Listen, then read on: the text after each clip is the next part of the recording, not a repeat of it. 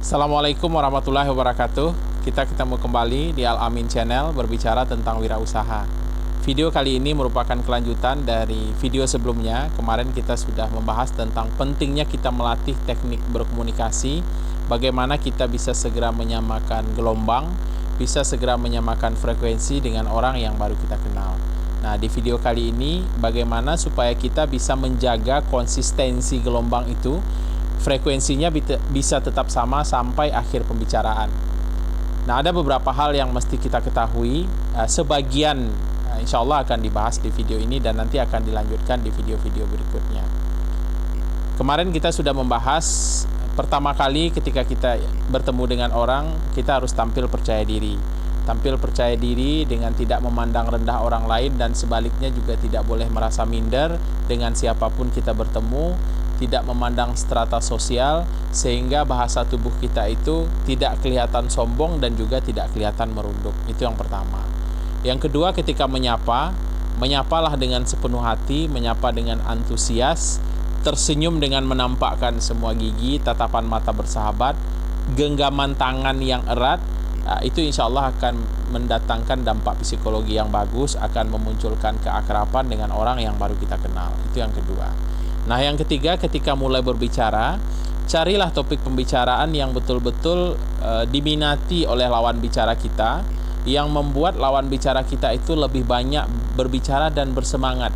Nah, ini perlu ketajaman intuisi, perlu latihan, perlu kita bisa melihat apa kira-kira yang mau kita bahas pertama kali. Nah, itu bisa dengan melihat sepintas atau juga dengan bisa melemparkan 1-2 pertanyaan. Misalnya yang bersangkutan berasal dari daerah mana, pekerjaannya apa, hobinya apa, datang ke sini dengan mobil apa, dan lain sebagainya. Nah, kita tinggal masuk ke sana. Nah, selanjutnya setelah lawan bicara kita mulai berbicara, dengarkanlah dengan seksama, dengan antusias, dengan betul-betul sepenuh hati mendengarkan. Jadi jadilah pendengar yang baik. Adalah merupakan suatu hal yang tabu ketika kita berkomunikasi dengan orang lain berbicara, kita tidak mendengarkan atau mungkin asik melakukan hal yang lain. Itu tidak boleh.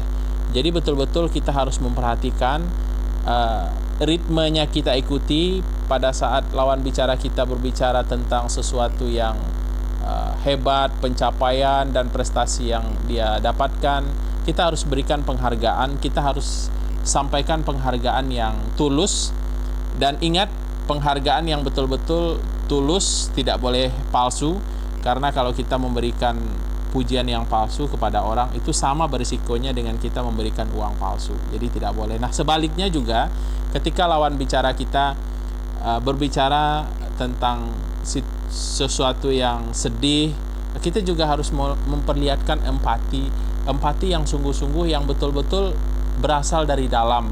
Jadi teknik selanjutnya, jadilah pendengar yang baik, pendengar yang seksama, yang betul-betul mata kita, telinga kita, pikiran kita dihadapkan sepenuhnya kepada lawan bicara kita. Itu yang pertama.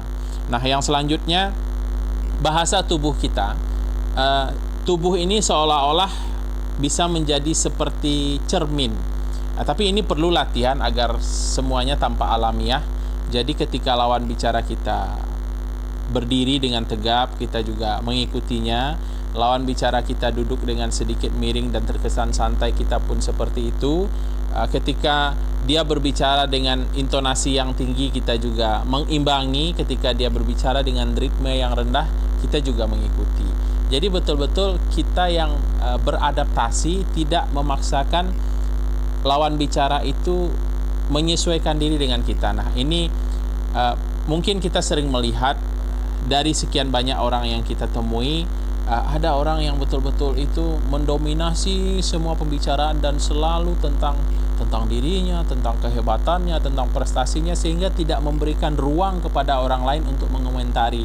Nah, bukankah ketika kita bertemu dengan orang-orang seperti itu, sepertinya agak kurang kita bisa panjang berbicara dengan yang bersangkutan. Nah, bagi kawan-kawan yang ingin menjadi seorang komunikator yang handal, yang ingin menjadi seorang negosiator yang ulung, yang ingin menjadi seorang lawan bicara yang baik, banyaklah mendengarkan dengan sepenuh hati.